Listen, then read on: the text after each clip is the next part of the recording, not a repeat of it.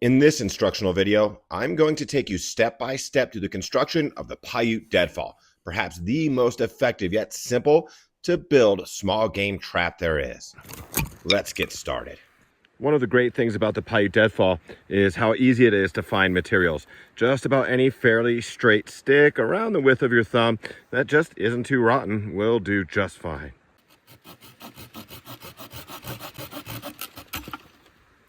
So I've got one stick to make just about the entire trap with. Now this is going to be sized for squirrels. So I'm going to start with the vertical stick. So the vertical stick is going to determine how high the weight you use as your deadfall is. We don't want it too high or the animal that you're trying to get can run out too easy. So for a squirrel, I'm going to go just a few inches longer than my hand.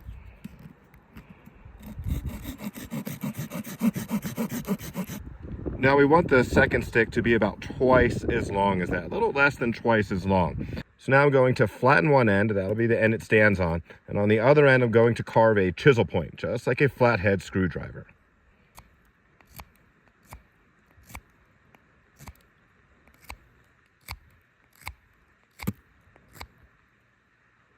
Just a quick troubleshooting tip.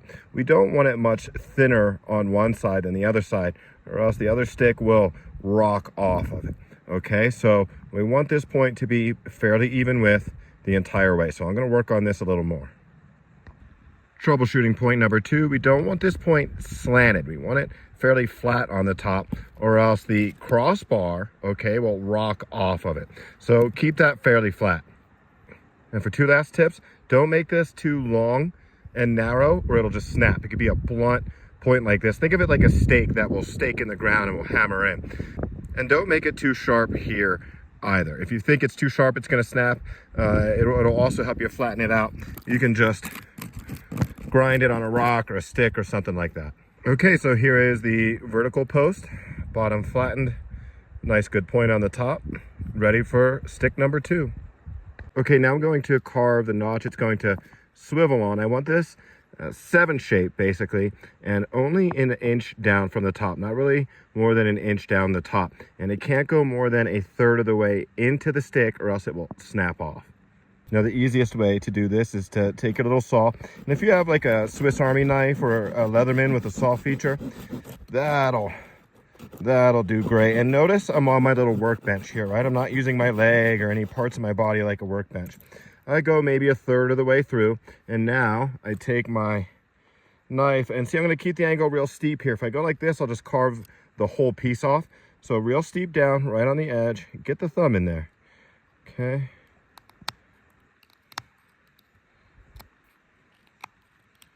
Almost lost it there.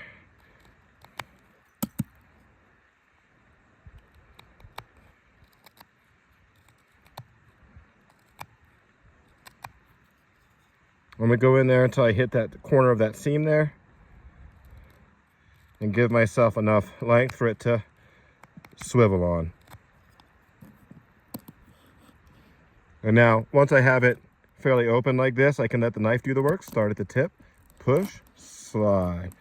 Let that blade do the work.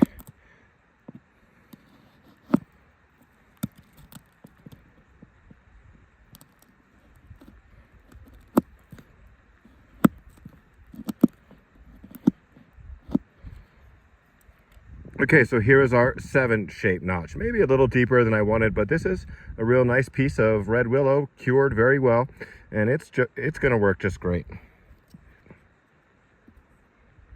There we go. See, if this isn't long enough, it won't quite sit on. Need it to be able to swivel a little bit on there. Now, if possible, a 45-degree angle here and vertical here is optimum for this trap. Now, if you have difficulty carving a nice 7 like this, you can start with a V-shaped notch. It'll be a little easier on you. But this little bit of precision right here, this will really make a good trap for you. Now you can make the notch around the entire circle or just on the top of the stick. So we have the 7 on this side. It would be on this side of the branch that it's most important to have a good notch where the rope fits, because that's where it's going to anchor onto the branch. Now I'm just going to be around an inch from the bottom is fine, if that. I'm going to use this workbench. It's nice log nature provided. And see, when I carve, I always push a little bit there. I push forward. I let the length of the blade do the work for me.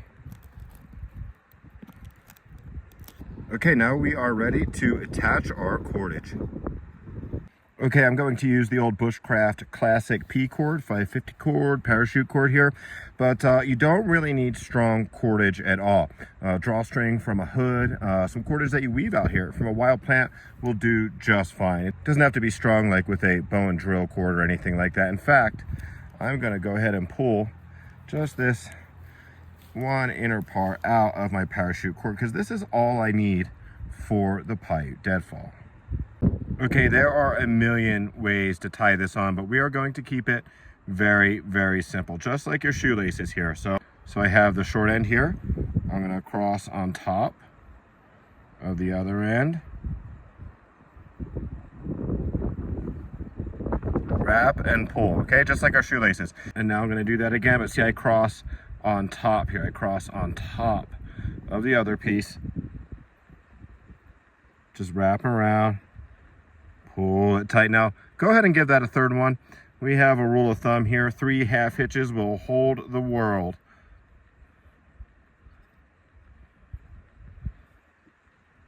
Bang. So when you cross the same end on top each time there, you get what's called a square knot. But if you messed it up, as long as you do that third one, that third half hitch will hold solid, especially for something simple like this. We're not hoisting a mainsail or setting up rigging for climbing. It just needs to hold this little stick. And now you'll see the knot is on the same side as the 7-notch. It's going to pull this way, okay? If we have the knot on the side or on the back side, it's going to rotate the stick. It's going to be real hard to set the trap, okay? So just another little pro tip from me to you. Now for the trigger mechanism, the little trigger stick here, we don't have to be picky at all. Something around, not even the width of your finger will be fine. And we don't really have to do much carving there. We want it to go off fairly easily. We don't want it to have too much resistance, but just something around 3-4 inches here. If that, 3 inches will be just fine. Okay, now I have to measure where I'm going to be placing the trigger stick on the string. So I get all set up here. I hold this at about a 45. I pull the string straight. See that nice figure 4 we have? Right where it wraps around here, that's where I'm going to go ahead and tie on the trigger stick. So pull it straight, get this around 45, pull any stretch out of the string, wrap around, bang, that's where you tie it, okay? Okay, just to make that a little more clear, get your 45, pull the string across, okay? And pull the stretch out, and then right where it wraps around right there, that's where I'm going to tie that bait stick on, that trigger stick actually. And once again, 3 half hitches will hold the world, so just right over that.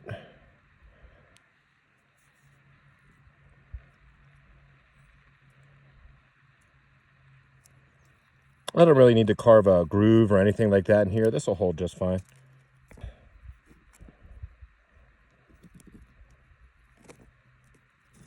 And 3 half hitches.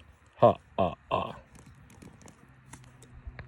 So we just do not have to be picky about our bait stick. It's not going to be holding a lot of weight. We want something that we can break easily with one hand.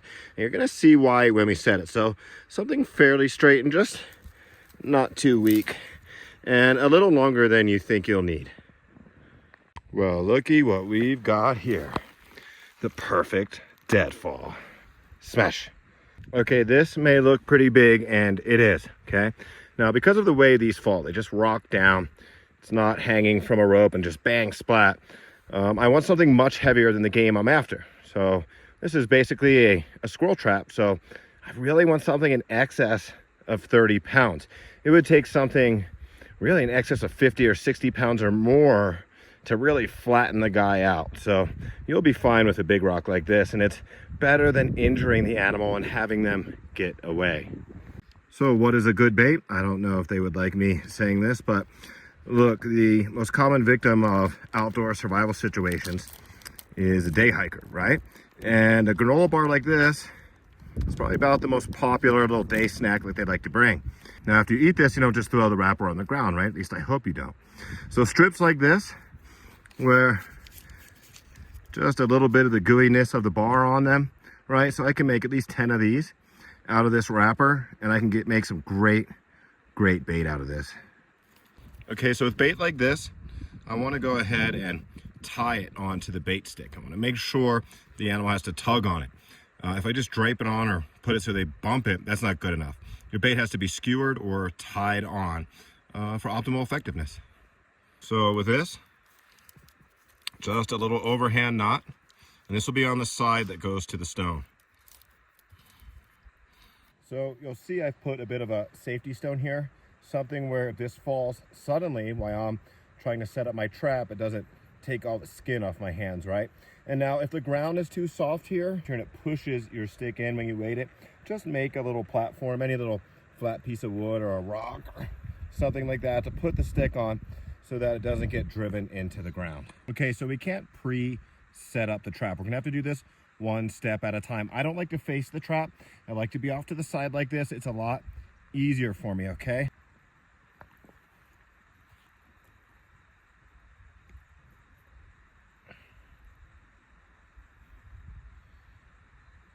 Okay, once I could do that, see, it's supporting the weight of the stone. Now, I go ahead and I wrap my trigger stick. This needs to go under the string, under. If it goes over the string, when it triggers, it can catch and not let it go off. So we go under the string here. And now I have to slowly release my right hand. Now I know I'm about ready to set this trap. Right there. Now this is why we want a stick we can break easily. Lower this down. Okay, so I'm gonna find a spot where this will stay, and I'll trim this side. You know what? Move that out of the way a little bit there.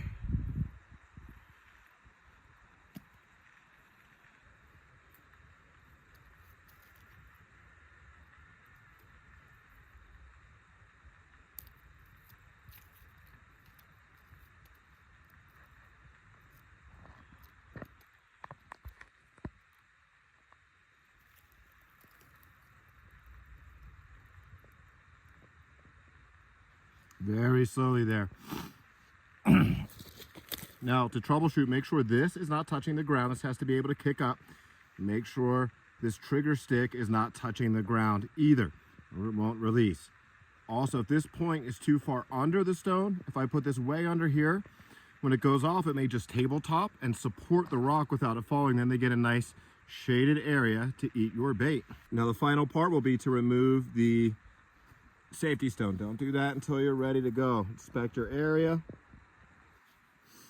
And now when our poor little woodland squirrel comes under our trap and knocks it off, what we want is hopefully this will just fly right out and up in the air. Okay, so here it is, all set up. You'll see it's a long run under there to where the bait stick is. It's about head levels with where the squirrel would be. So as soon as it starts to fall, it starts to push their head down.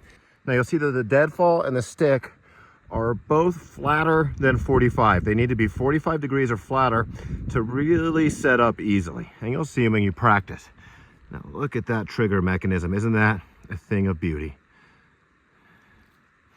Now they have a long way to go in there from each side, right? So as soon as this starts to fall, because of the height, it's going to start to impact them. They don't really have time to get out. But let's say if this was long and heavy enough, but not wide, not very wide, like the bait stick was over here near the edge, I would have to block off that area. So the animal has to approach from the other side to get the bait. And here's what happens when they go for it.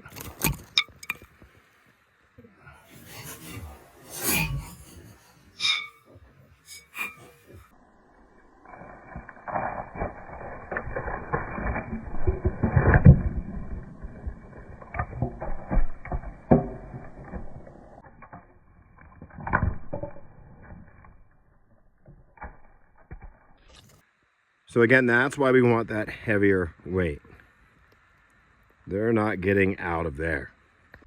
Now remember, this is for survival purposes only. These traps aren't very humane, and it's a privilege to be able to come and train and play and work and just enjoy these beautiful public lands and outdoor spaces. So make sure you follow all necessary laws when practicing this. If you're training, you want to set one up, take it down. When you're done, don't leave it up, and these are only for use in a real world outdoor survival situation, and that's what we train for here.